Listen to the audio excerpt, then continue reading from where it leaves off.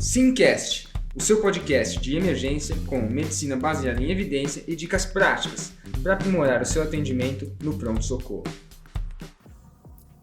Fala galera, o Simcast é um podcast com propósitos educacionais e não deve ser usado isoladamente para diagnóstico, tratamento e prevenção de doenças. Além disso, não deve ser interpretado como um guideline, mas sim como opinião de nossos especialistas. Pessoal, beleza? Aqui é o Dudu. Novamente, estou com o grande Fernando Valente, amigo meu do PSM do HC, formado pela Unicamp, fez residência de clínica na Unicamp, residência de clínica no HC, foi meu preceptor. Ficou quantos anos de preceptor lá, Fernando? Fiquei 2 anos. 2 anos, e agora até de médico assistente do PSM já há um tempinho já. E escreveu o artigo da Prona comigo. A gente trabalhou um tempo junto de assistente, foi bem legal. Já fizemos alguns podcasts. Ele tem uma página no Instagram de medicina baseada em evidência que eu sugiro que vocês sigam. Qual que é a página, Fernando? Meu Instagram é fsalvetevalente. Boa. E hoje Pode seguir lá. a gente vai falar de um tema que a gente gosta muito, que talvez seja uma das medicações mais prescritas aí, né? Que é volume, fluido. Sim. Vou falar um pouquinho do cronograma. Nesse episódio, a gente vai começar falando aí, principalmente de cristalóide versus cristalóides balanceados versus soro fisiológico, beleza? Então vamos lá, Fernando. Sempre teve essa discussão, né? Soro fisiológico, Ringer lactato. Sim, primeira coisa, o soro fisiológico é fisiológico? Então, esses artigos que a gente vai comentar um pouco em breve foram trabalhos, foram estudos clínicos, né? Então, tinham desfechos clínicos, mas a gente já sabe há algum tempo, ou suspeita há algum tempo, que o soro fisiológico pode ter alguns malefícios, justamente por não ser fisiológico. Se a gente for pensar no cation mais comum e no anion mais comum que a gente tem, o soro fisiológico tem 154 mEq por litro de sódio, que é bem mais do que a gente tem normalmente, e a mesma quantidade, a mesma concentração de cloreto, né? Que é bem maior do que a gente tem é ainda mais desproporcional em relação ao nosso normal, né? Que é ali em torno de 100 até 100, algo em torno disso. Então, realmente não é uma solução fisiológica do ponto de vista da sua composição, e a gente tinha, ou ainda tem, evidências retrospectivas, estudos em animais, estudos menores, sugerindo que essa solução rica em cloro poderia estar associada a piores desfechos, principalmente desenvolvimento de acidose e insuficiência renal aguda. Boa. É o estudo que o Marcelo Parker adora discutir, né? Que eles pegaram ratinhos e aí eles mediam a concentração de cloro ali nas arteríolas renais e viam que talvez o cloro e a acidose façam vasoconstrição e diminuam a perfusão renal. Isso aí. Beleza. E o Ringer, né? O Ringer, que a gente chama de balanceado, tem um plasma light. Mas vamos pro Ringer, assim. O que tem dentro do Ringer, assim? Tem mais coisas que no soro fisiológico. Ele vai ter uma concentração bem menor de sódio, né? Em torno de 130 o sódio do Ringer. Ele tem um cloro bem menor também. E ele tem potássio, ele tem cálcio. Então, uma das coisas que a gente vai conversar aqui é que é uma concepção que as pessoas têm de que não se pode usar Ringer lactato em paciente com hipercalemia. Aí eu falei o nome dele agora e eu lembrei de mais uma coisa que tem nele, que é o lactato, né? Você pode comentar também sobre isso. Mas as pessoas têm medo de usar Ringer lactato em quem tem hipercalemia porque ele contém potássio. Mas existe tanto evidência empírica mostrando que você dar Ringer lactato para as pessoas não faz o potássio delas aumentarem, quanto um raciocínio fisiológico por trás disso, porque a concentração de potássio dentro do ringer é 4 mEq por litro, que é um potássio que, se você for considerar com um potássio sérico de alguém, é um potássio normal. Então, é meio impensável que você vai encher a pessoa de ringer lactato e você vai fazer esse potássio aumentar. Se tem uma pessoa lá com potássio de 7, você dá uma solução que tem um potássio de 4, a tendência vai ser que, com o tempo, você vai carregando vagarosamente esse potássio para algo perto do normal e não fazer ele subir. Isso foi confirmado em estudos, né, que mostram que, comparado com o soro fisiológico, até o soro fisiológico pode ser pior em termos de gerar hipercalemia, apesar de não ter potássio dentro dele, porque ele pode piorar a acidose e com a acidose vira hipercalemia junto. Boa. Esses estudos foram 3 estudos bem iguaizinhos, assim, que eram pacientes transplantados, que estavam indo para cirurgia de transplante, e aí dividido em 2 grupos, geralmente, ringer versus soro fisiológico, e mediam o potássio, né? E aí viram que o soro fisiológico aumentava em 0,5 a mais do que o ringer. Então é uma ideia falsa, né? Mas aí vem aquele estudo do JAMA, né? Que a gente estava até comentando antes, que é uma análise de subgrupo ali do SMART e do SALT, e eles viram que em pacientes com cetoacidose, o ringer aumentou mais o potássio que os pacientes com soro fisiológico. Mas aí vem aquela questão, né? Tipo, os pacientes que estavam no grupo do soro fisiológico receberam mais insulina, que a gente sabe que baixa potássio, ficaram mais tempo sendo tratados, porque foi um tempo mais longo de tratamento. Então a gente não sabe direito por que isso aconteceu. Mas. Eu bem curioso em ler os detalhes disso aí, porque eu suspeito fortemente de que deve ter tido confundidores ou outras coisas aí que podem ter causado essa diferença. Com certeza é um pós-rock, né? Então devia ter muitos. É um estudo gigantesco, mas tinha esses vieses, né? Bom, então vamos lá. Agora que a gente já sabe. Outra coisa, né? A respeito do ringer lactato. Ringer lactato aumenta o lactato? Então, o nosso fígado ele tem a capacidade extraordinária de metabolizar lactato.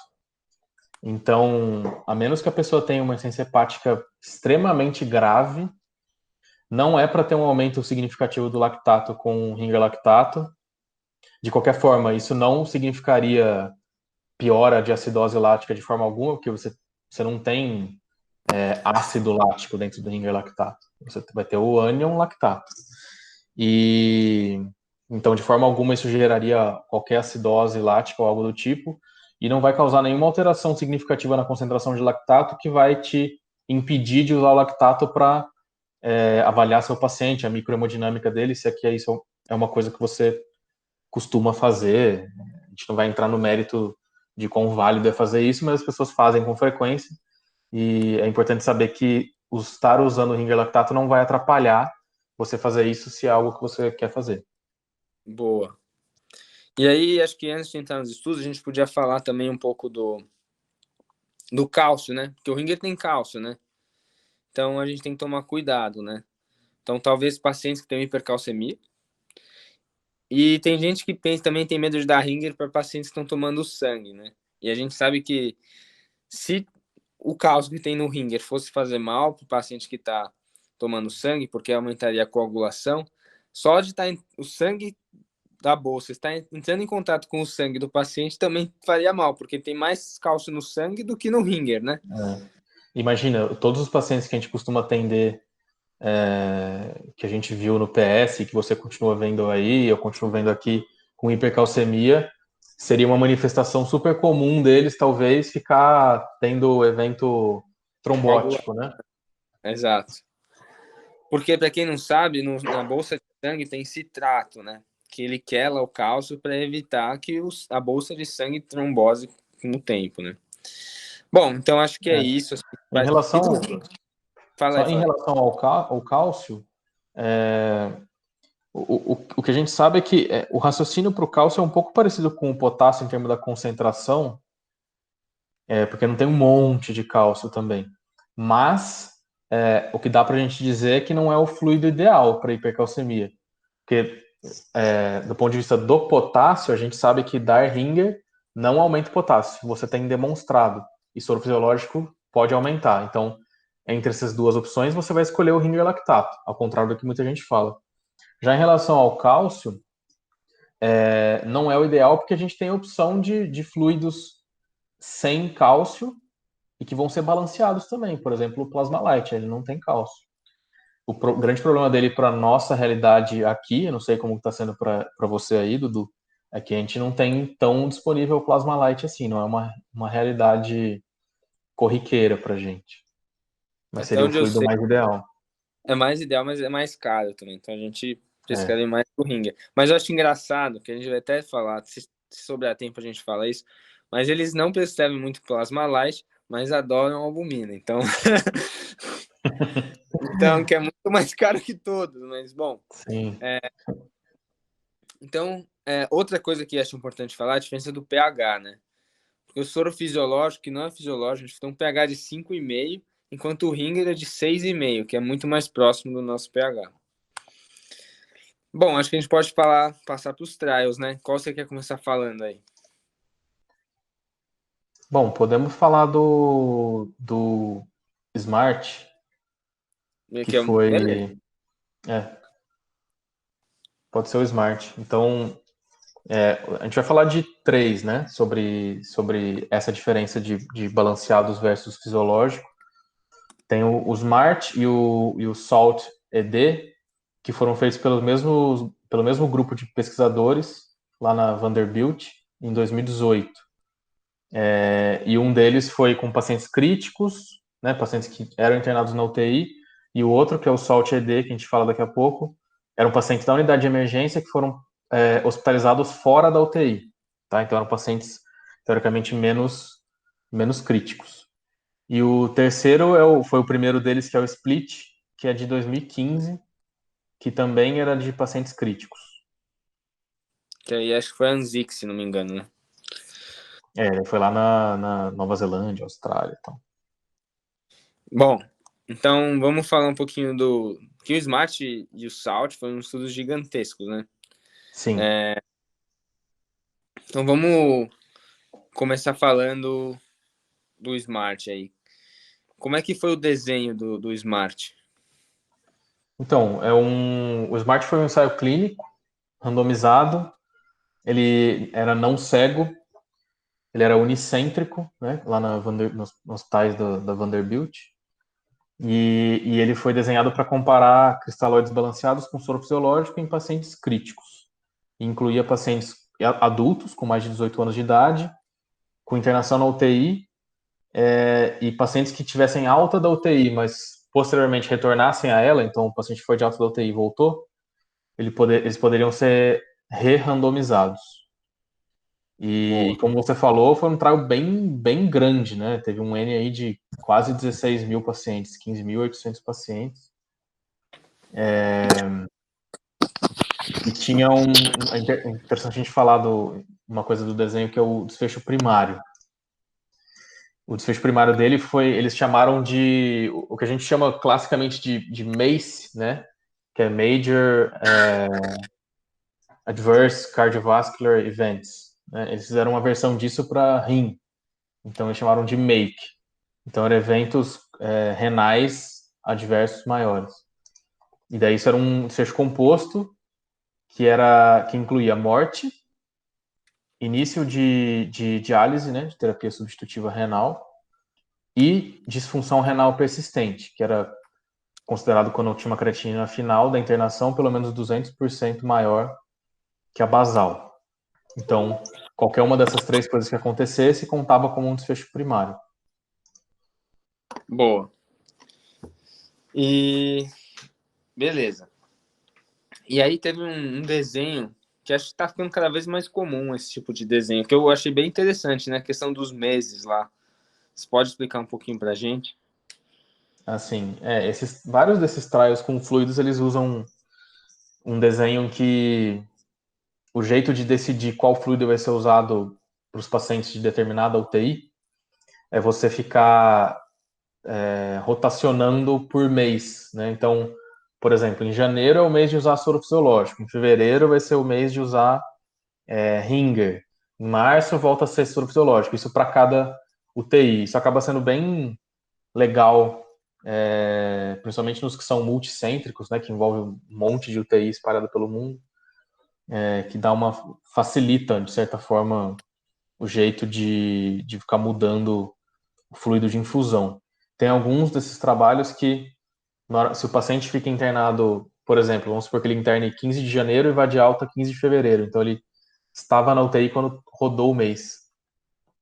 Tem estudo que faz o paciente fazer crossover, daí pode ter múltiplos crossovers no estudo todo, e tem estudo que o paciente mantém o fluido para o qual ele foi randomizado no primeiro mês. Boa. E é engraçado que, tipo, pelo que eu entendi, que eles falam no apêndice, que eles botavam na UTI só ringer lactato ou só soro fisiológico dependendo do mês. E se o médico quisesse trocar, né, aí ele tinha que pedir para a enfermeira tinha que ir a outro lugar e buscar, caso ele achasse que fosse mais indicado, né? Sim. Isso facilita bastante a adesão, né, ao estudo. Ao Sim, com desenho certeza. E facilita fazer o estudo também, né? Acho que fica bem mais simples, né? Bom, e você sabe se tem algum lado ruim disso? Tem essa questão do crossover, né? Olha, eu acho que assim, de bate-pronto que eu consigo pensar de ruim é o fato de não ser cego. Isso pode ser um pouco ruim, porque a gente sabe que estudos não cegos podem gerar viés de performance, né? Uma das coisas que pode gerar é viés de performance. Então, o médico, mesmo que subconscientemente, tratar os pacientes de forma diferente ao saber em qual grupo que eles estão inseridos. Talvez essa coisa de rodar a cada mês diminua um pouco a chance disso acontecer, porque, por exemplo, o fulano que trabalha dentro de uma UTI, no mês de janeiro ele está tendo que usar fisiológico para todo mundo, não tem muito como ele, ao mesmo tempo, estar cuidando de paciente com dois fluidos diferentes. Então, isso talvez diminua a chance dele ter viés de aferição. Se esse mesmo cara tivesse no plantão dele, cuidando de 10 pacientes, ele sabia que naquele plantão 5 estão com soro fisiológico e 5 estão com ringer lactato, talvez nesse contexto ele tivesse subconscientemente tratando diferente os dois grupos. Mas dentro do mesmo mês, eu penso que isso deve ter a chance de acontecer minimizada. Mas o que Boa. me vem à cabeça de desvantagem seria mais ou menos isso. Eu acho que faz sentido isso aí. Bom, então beleza. Esse era desfecho primário, era o make, né? E tinha os desfechos secundários.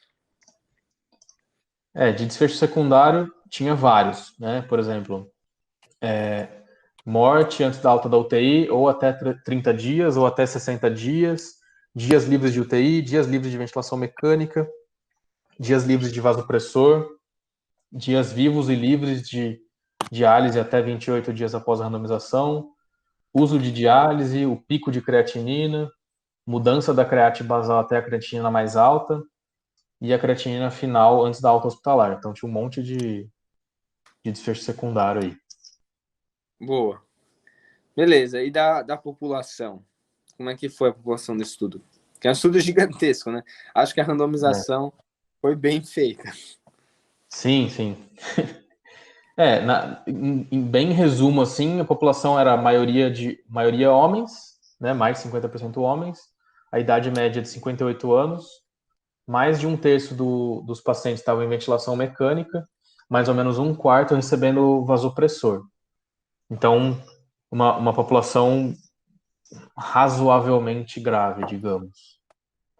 Não sei se tão Boa. grave quanto eles planejavam, mas razoavelmente grave.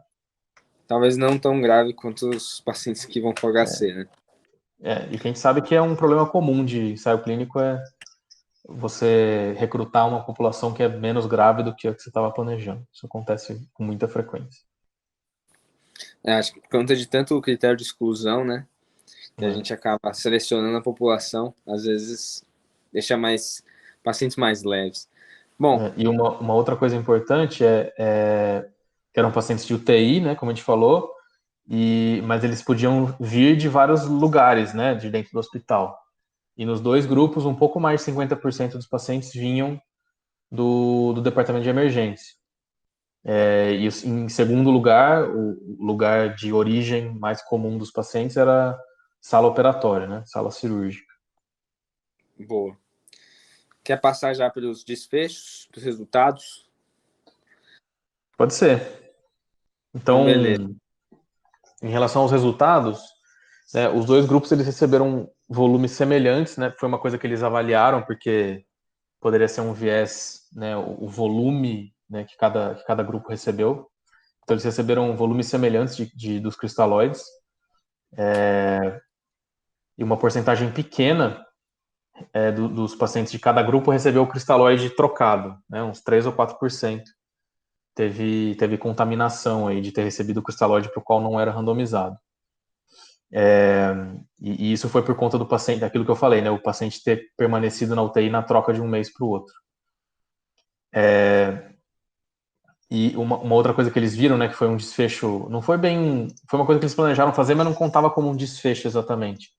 Era avaliar o nível de cloro e o nível de bicarbonato.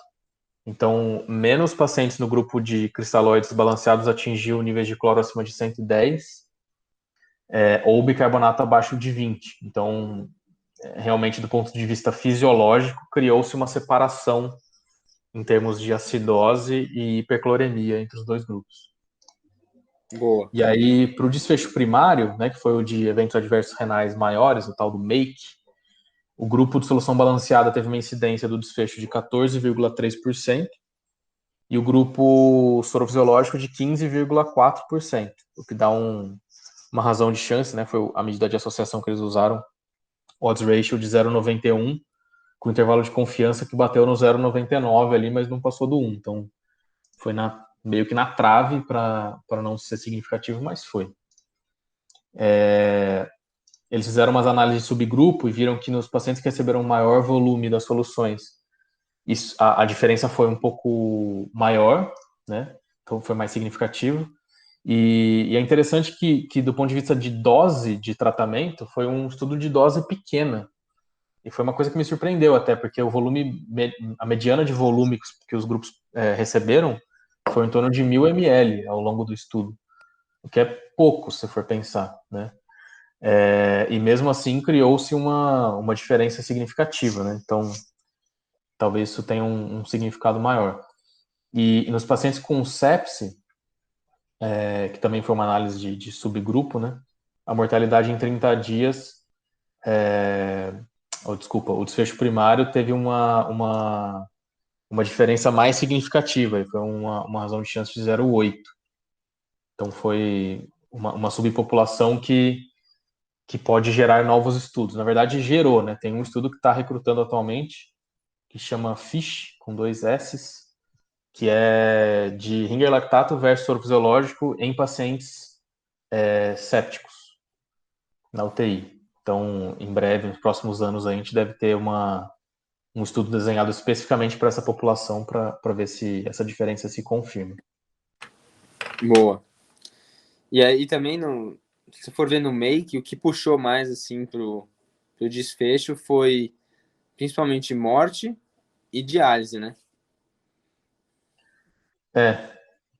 A gente sabe que é comum desfechos menos graves acontecerem mais, né? E acabarem puxando parte do resultado. Mas aqui até que não teve tanto disso, né? Teve uma contribuição razoável. Estou abrindo a tabela aqui para ver os números. A morte sozinha quase deu significativa, né? É meio ruim ficar falando essas coisas, tendência de resultado, mas deu um intervalo de confiança aí que bateu no 1,01. Então a diferença de mortalidade quase por si só foi significativa. E E realmente a diferença de creatinina deu menor, na verdade, né? Deu, do ponto de vista estatístico, assim, foi quase igual e diálise teve uma diferença que também puxou um pouco do resultado. Boa.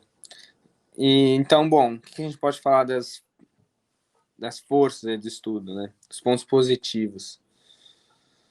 Eu acho que um estudo enorme, né? A gente sabe que esse tipo de trial, a gente não espera uma magnitude de efeito muito grande. Seria meio audacioso alguém falar que acha que mudar o tipo de fluido que dá para alguém vai causar uma revolução no desfecho, né? Então, para detectar sinais de benefício, sinais de mudança de desfecho pequenos, a gente precisa realmente de um N grande, que esse estudo teve. Ele foi bem desenhado, acho que foi bem tocado. Talvez o ideal fosse que tivesse sido multicêntrico, mas tudo bem, foi o que eles conseguiram fazer. E acho que encontraram um resultado interessante, né? Foi uma redução absoluta de risco aí de 1,1%, que pode parecer muito ruim, né? Mas a gente sempre tem que pensar, quando a gente pensa em resultado de trial, principalmente quando a gente pensa no risco absoluto, a gente tem que pensar qual é o universo de pacientes em que aquilo vai ser aplicado na vida real. E como você falou lá no comecinho, né, usar fluidos para pacientes, seja críticos ou não, mas é paciente de PS, de UTI, talvez isso seja intensificado, é a intervenção mais comum na medicina, talvez, né, ou uma das dentro do hospital.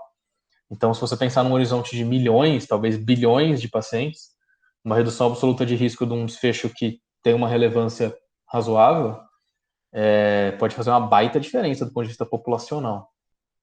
Boa. Concordo. E se for ver o NNT, daria tipo 90, por aí. Sim. E então, quem não prescreveu mais de 90 litros de soro na vida, né? Então, Sim, ainda exatamente. mais. Sem contar que, se a gente, não sei nem se dá para pensar assim, mas um litro seria o que causou essa diferença. Se a gente der mais litros, talvez essa diferença se aumente ainda mais, né? Você Sim, consiga ter. foi mais ou menos o que eles encontraram ali, né? Vendo pelo volume recebido, os pacientes que receberam um volume maior, a diferença abriu um pouco mais. O que pode ter um sentido fisiológico, se a gente realmente acreditar que a composição do soro fisiológico, né, e o efeito fisiológico dele de elevar o cloro, causar acidose, alterar o feedback túbulo-glomerular ali, fazer vasoconstrição e tudo. Se a gente acha que o efeito deletério do soro fisiológico passa por isso, faz sentido que quanto mais volume você der, quanto mais fisiológico você der, mais chance você tem de estar gerando essas alterações nos pacientes. Boa. Vamos passar para o próximo, se tem alguma coisa a mais para falar. Não, podemos passar. Os Então, próximos a gente poderia falar de uma forma mais comparativa, né? Para não falar todos os mínimos detalhes de cada um. Acho que o Concordo. Smart a gente falou um pouco mais de cada partezinha, né? Também não muito minucioso, porque senão a gente fica. Dá para fazer um podcast de uma semana falando disso. Mas eu vou falar então comparativamente do SALT ED, que foi o trial feito pelo um grupo ali do mesmo hospital, também publicado no mesmo ano, e se eu não me engano foi publicado na mesma edição do New England. Foi junto, né? Foi junto, né? Foi uma coisa meio trial irmão. Então, o SMART era de pacientes críticos, vindos de vários lugares dentro do hospital, como a gente falou, né? O principal lugar era o departamento de emergência, em segundo lugar, centro cirúrgico. E o SALT-ED eram pacientes do PS, né, da unidade de emergência, que foram hospitalizados fora da UTI. Então, essa já é a primeira diferença de população. Os grupos também era de solução balanceada versus soro fisiológico.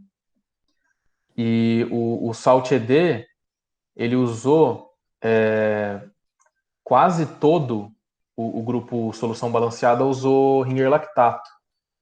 Quase totalidade, assim, quase 100%. Então, talvez um jeito mais justo de encarar ele seja um trial de soro fisiológico versus ringer lactato, não tão soluções balanceadas mais amplamente. E ele também teve um desfecho primário diferente, que era número de dias livres de hospitalização, então é paciente vivo e não hospitalizado até um mês. E o desfecho primário dele foi negativo.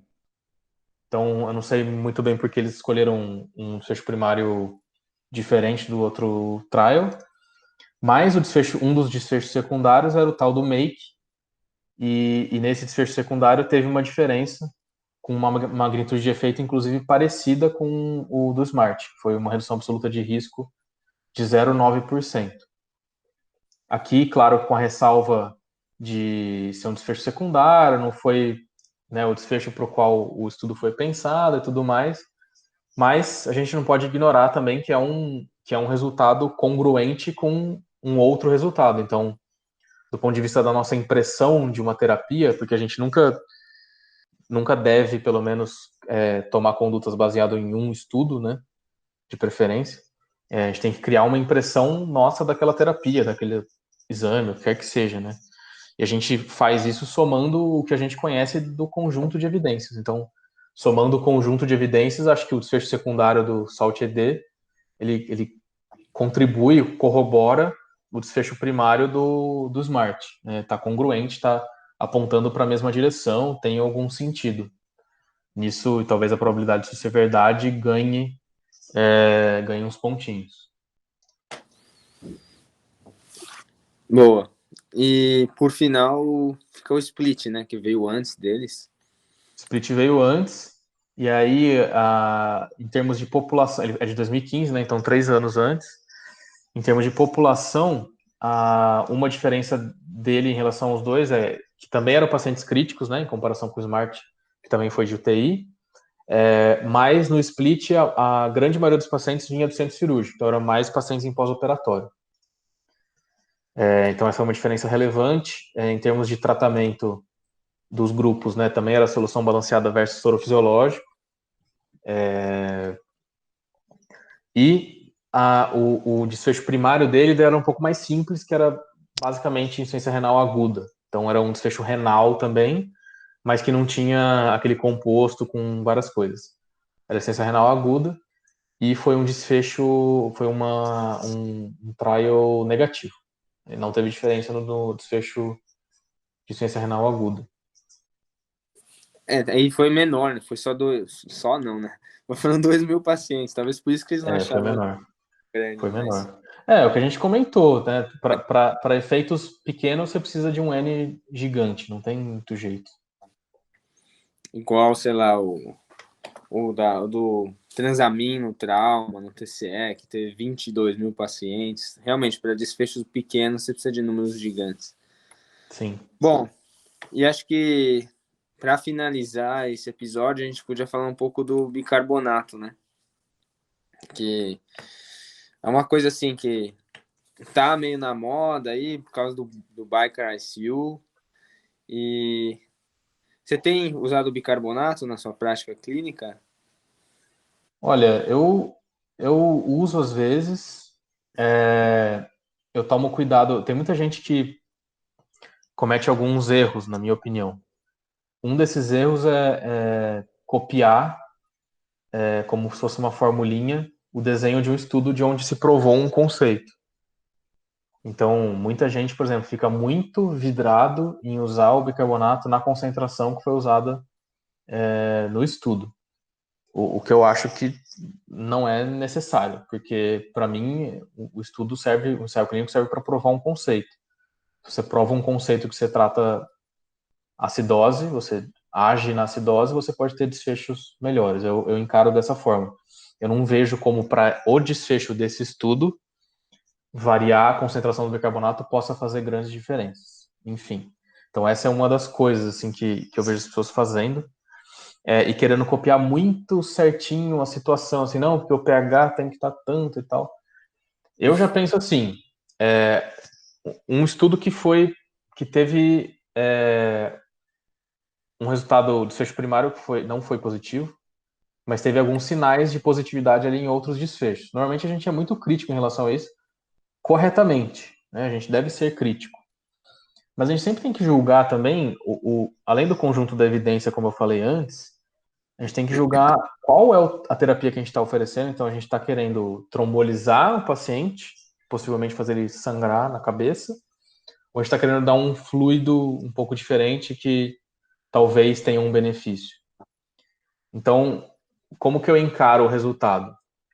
Pode ter um benefício, eu não tenho um grau de certeza tão grande do benefício de dar solução de bicarbonato isotônico quanto eu tenho de dar Ringer ou Plasma Light versus soro fisiológico, mas diante de algumas situações específicas, por exemplo, o paciente que chega super hipovolêmico com uma baita diarreia, todo acidótico, que eu quero, e às vezes está, sei lá, com potássio alto também.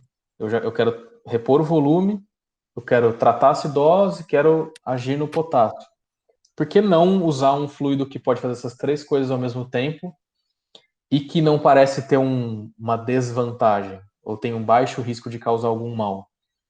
Eu encaro mais ou menos desse jeito. Agora, não saio também fazendo para todo mundo porque acho legal, né? Pego o paciente com séptico, com lactato estourado e saio dando um fluido que foi certamente não estudado para isso, mas em situações que você está tentando, principalmente situações que você está tentando corrigir mais de uma coisa ao mesmo tempo, e uma delas é acidose e a outra é volume, talvez valha a pena acidose não lática, né? Então, talvez valha a pena usar. Então, acidose urêmica por insuficiência renal ou acidose por diarreia, por exemplo. Eu acho que é um fluido que é uma escolha interessante. Então, eu uso com alguma frequência. Boa. E se eu for ver, é o que você falou, né? Não foi o desfecho primário do Barker ICU, foi o desfecho secundário. Então, é mais para levantar a hipótese do que para a gente sair. Então, realmente... E eu vou falar um pouquinho do estudo, porque não foi um estudo tão grande, foram quase 400 pacientes. E aí, esses critérios que você falou, só para o pessoal saber, eram pacientes que tinham pH menor que 7,2, que tinha PCO2 menor que 45, bicarbonato menor que 20, e aí eles davam bicarbonato a 4,2% até 1 litro em 24 horas, e eles davam em bolinhos de 250 ml, focando um pH de 7,3, né? Então, realmente, tem gente que fica seguindo, assim, não, vamos dar 250, medir o pH, ver se está acima de 7,3, se não tiver.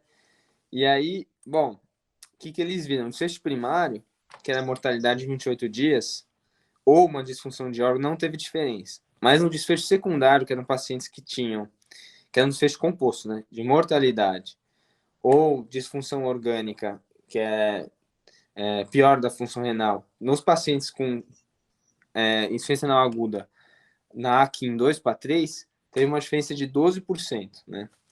Então, bom, eu acho que tem que avaliar o paciente como um todo, já que é um desfecho secundário, esperar mais artigos, ver se tem algum benefício realmente, e avaliar o paciente como um todo no sentido do que você falou, né? Pô, será que ele tem uma acidose metabólica em um gap normal, que talvez tenha um benefício repor bicarbonato? Ele já está hipercalêmico, né? Pô, o cara já tá com um potássio de 7, já vou ter que dar bicarbonato de qualquer jeito. Então, será que não vale a pena? Sim. E assim, não tem problema a gente tomar condutas baseada num raciocínio fisiológico somado a um resultado preliminar, desde que você não esteja fazendo iatrogenia, você não esteja oferecendo um tratamento que é um absurdo em termos de efeito colateral, você está colocando o paciente super em risco, sabe? A gente tem que jogar com o que a gente tem melhor da evidência, né? E às vezes o que a gente vai ter de melhor da evidência por enquanto é um desfecho secundário, mais um raciocínio fisiológico, mais você julgar cada paciente individualmente, você usar esse raciocínio e ver o que acontece. Assim, eu acho que nesse caso específico é uma coisa que vale a pena e que eu não criticaria alguém por fazer, né? Se a gente estivesse falando, não, esse trial aqui é de trombólise na situação X, e daí teve um desfecho secundário aqui que diminuiu um pouquinho e tal, então eu vou sair trombolizando. Putz, aí eu acho que eu tô sendo muito imprudente, porque eu tô propondo uma terapia que eu sei que causa um mal, ou que aumenta a chance de um mal acontecer, que é sangramentos potencialmente graves, baseado num desfecho de menor qualidade, né? Então, a gente tem que pesar tudo isso. As coisas não podem ser tão preto no branco, tão fundamentalistas assim. Boa. Só para complementar uma coisa, no potássio que a gente falou, da hipercalemia, bicarbonato, potássio, primeiro que não pode, se você for tentar corrigir o potássio com bicarbonato, não pode ser hipertônica. Tem aquela questão do solo drag, que seca muito as células, e aí o potássio fica muito concentrado dentro da célula, e ele acaba saindo da célula, então você não baixa o potássio, até talvez piore o potássio. E se for diluir o bicarbonato, sempre usar glicose 5%, né? Não colocar soro fisiológico, senão ele não vai, senão vai ficar hipertônico. Sim. E usar glicose 5%. Essa questão, essa que você falou do solo drag aí é uma teoria, né?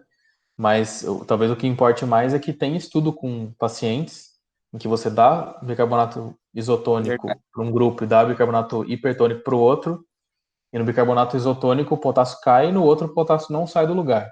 E até tem uma tendênciazinha a aumentar. Então, independente de qual for a explicação, a gente sabe que isso acontece. Acontece. E inclusive nesse estudo, ele também usou soro fisiológico. E já nesse estudo já viram que o soro fisiológico aumenta o potássio. Sim. Né? Não foi só aquele estudo com os transplantados. Beleza, mais alguma coisa, Fernando? Acho que deu para dar uma...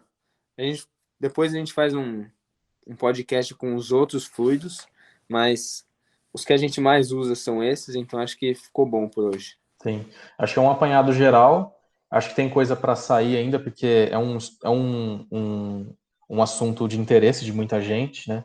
Fluidos de forma geral, né? Outros aspectos, quando dar fluidos, como avaliar se o paciente vai se beneficiar daquilo, se ele vai tolerar aquilo, que é assunto para outros momentos, mas que é igualmente interessante. E quais fluidos usar, né? Que o pessoal está muito interessado já há algum tempo.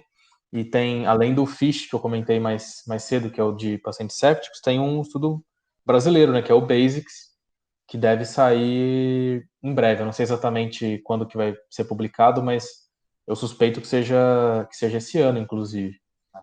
Que é um outro trial de UTI comparando solução balanceada com soro fisiológico e mortalidade em 90 dias. Vamos ver. Também é bem grande, é 11 mil e tantos pacientes.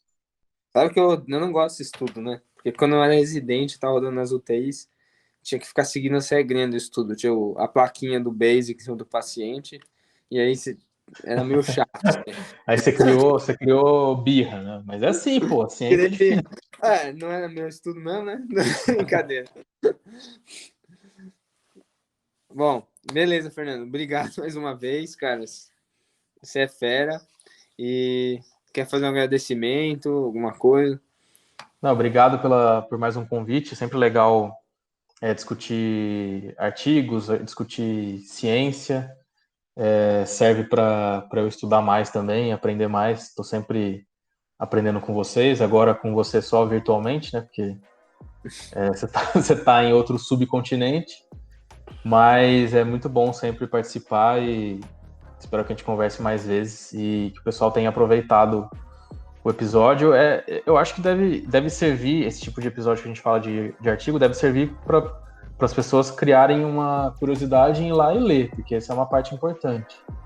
Então, peguem os 3 trials que a gente comentou, principalmente o SMART, o SALT-ED e o SPLIT, e leiam, olhem as figuras, olhem os gráficos, tentem entender de onde está vindo o resultado, o que significa. Isso é um exercício importante. Nosso papel aqui é mostrar, né, um resumão do que a gente leu, mais ou menos a nossa opinião, como a gente usa isso na prática, né, esses resultados na prática, e estimular vocês a estudarem.